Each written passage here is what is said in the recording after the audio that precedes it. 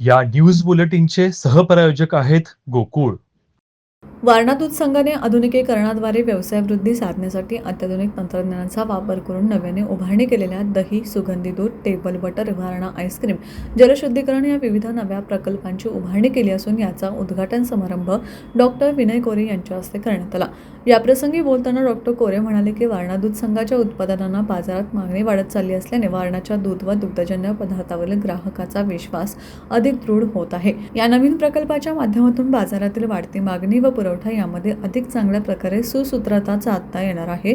अधिक गुणवत्ता व दर्जेदार उत्पादने उत्पादित करून वारणा ब्रँड अधिक मजबूत करणार असल्याचं सांगत आगामी काळात आणखी आधुनिक प्रकल्पांची उभारणी करून अधिक व्यापक स्तरावर व्यवसाय वाढवण्याचा संघ व्यवस्थापनाचा मानस असल्याचं अध्यक्ष आमदार डॉक्टर विनय कोरे यांनी सांगितलं.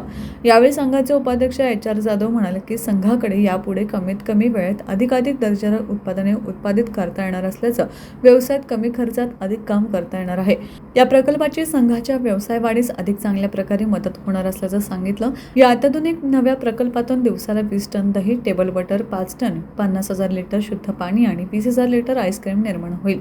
या प्रकल्पांच्या उभारणीसाठी संघाच्या संबंधित सर्वच विभागाकडून युद्धपातळीवर काम करण्यात आल्याने सर्वच प्रकल्प अत्यंत कमी वेळेत कार्यान्वित करता आले असून येत्या काळात अधिक व्यापक तंत्रज्ञानाने समृद्ध आधुनिक प्रकल्प उभारणी करण्यासाठी प्रयत्नशील असल्याचं संघाचे कार्यकारी संचालक सुधीर कामेरीकर यांनी सांगितलं. यावेळी वारणा बँकेचे उपाध्यक्ष उत्तम पाटील, वाहतूक संस्थेचे अध्यक्ष किशोर पाटील, संघाचे सर्व संचालक, वारणा उद्योग समूहातील विविध संस्थांचे संचालक, पदाधिकारी, कर्मचारी उपस्थित होते. TV नेक्स्ट साठी वारणा नगरहून बाबासाहेब कावळे.